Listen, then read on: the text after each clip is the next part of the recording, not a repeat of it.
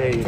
Right, I mean, it's been a long journey for sure. If you would have looked at where I started, coming into KU and just looking at how much progress I've made, it's definitely it's clear to see, and it's honestly kind of a surreal feeling a little bit. It feels good to come out here and represent the team. What has it been like speaking for the program over the course of the day so far? It's been great. I mean, I feel like being here for the amount of time that I have, I feel like I could well represent the team and what we stand for, and just kind of our culture and what our goals are this year.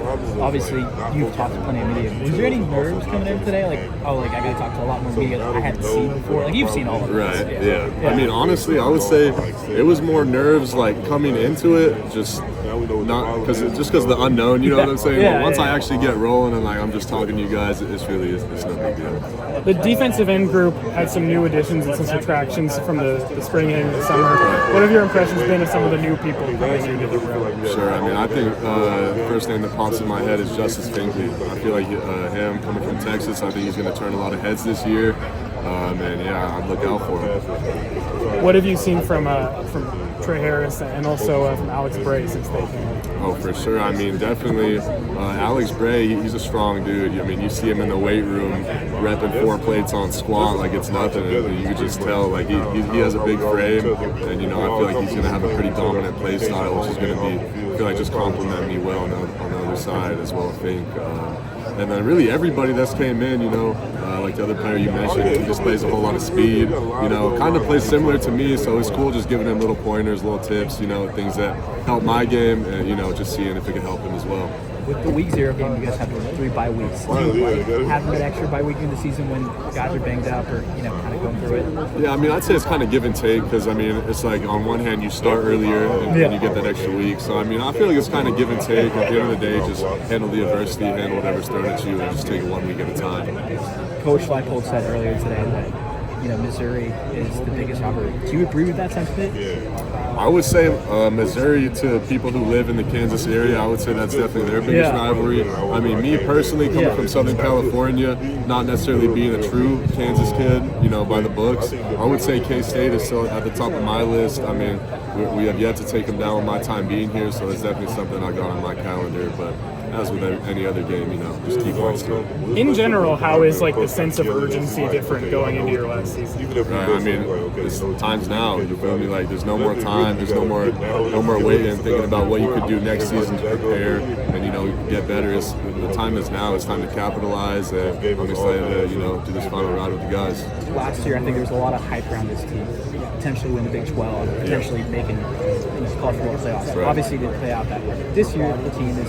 We don't see the Big 12 preseason, but it's kind of, you guys are in the middle of the pack. Right. Do you like being the team that's kind of not necessarily at the top of everyone's expectations, or do you like being we have these expectations, we have to live? I mean, it could be cool from looking at it from honestly both perspectives, but I feel like I've kind of been an underdog all my life, so something, looking at it from that perspective, I feel like that's something I'm more comfortable in. Just, doubt us, that's cool, we're going to come prove it to you, you know what I'm saying? So, Stupid question reporters have to ask, but were you disappointed or surprised that you weren't on the preseason all-conference team?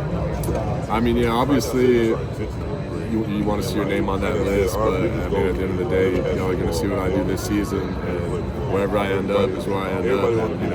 And, at that point, the preseason, all this talk, suddenly doesn't matter as much. Obviously, you have NFL aspirations. Have you gotten any feedback on what you need to add to your game, or maybe, stylistically, anything like that? Sure. I mean, I would say kind of the main thing I started my career with is just continuing to add good agents and scouts, whatever they preach to me ever since I started football, and that continues to be an area that I work on every single day. Does it get easier? No, it doesn't. It doesn't get easier. In fact, it might actually get a little harder because the bigger you get, you need even more fuel to continue, making progress. So if anything, it gets harder. Do you lose that speed at all? That's been such an advantage for you? Nah, not me. I feel like that's a staple of my game. Yeah. And honestly, throughout this offseason, I've continued to hit new PRs on my speed, even with gaining weight. So I feel like that's definitely something. I feel like it comes down to just the way that we train. Coach Sleeve, he dials us in real good, and along with on the nutrition side, Katie gets us right. So. How much weight have you gained? From last season? Yeah. Yeah. I'd probably say maybe around like 5'10". It kind of fluctuates depending on what season, like what we're in. If we're in camp or if we're in off season just lifting, obviously it's easier to get a little extra weight on you. You know what I'm saying? And with this weight gain, do you have a favorite cheat meal? Oh, a favorite cheat meal?